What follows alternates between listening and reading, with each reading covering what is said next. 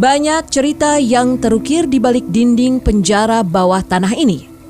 Konon, banyak pejuang kemerdekaan Indonesia pernah merasakan kejamnya penjara Kalisosok di Surabaya, terutama di masa tahun 1940 hingga 1943 saat masa pendudukan Jepang. Penjara ini dijuluki sebagai penjara bawah tanah paling angker di Indonesia.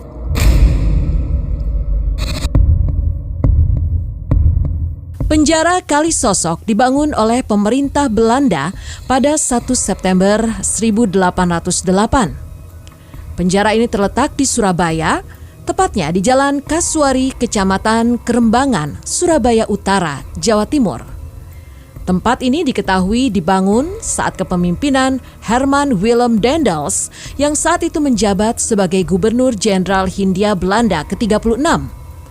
Pada saat itu, biaya pembangunannya mencapai 8.000 gulden dan diselesaikan hanya dalam waktu 9 bulan. Awalnya lokasi yang memiliki luas 3,5 hektar ini adalah bekas gedung VOC yang dimodifikasi menjadi penjara. Pemerintah Hindia Belanda menggunakan penjara ini untuk orang-orang pribumi yang melakukan tindak kriminal maupun yang melakukan perlawanan.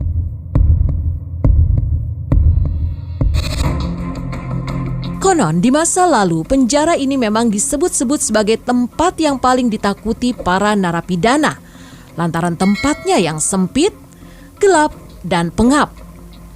Menurut cerita yang beredar, bahkan pernah dalam satu ruangan yang kapasitasnya hanya 20 orang dipaksa agar dapat ditempati 90 orang.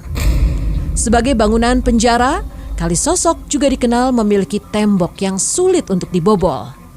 Tembok penjara ini tidak dibangun dengan tumpukan batu bata, melainkan dicor dengan semen khusus.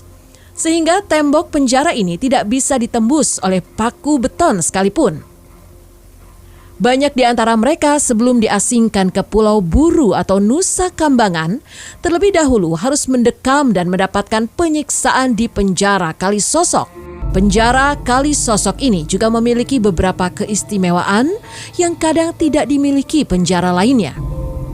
Keistimewaan yang paling menakutkan adalah ruang penjara bawah tanah yang sangat mencekam. Penjara bawah tanah adalah ruangan yang lazim dimiliki oleh penjara pada zaman kolonial.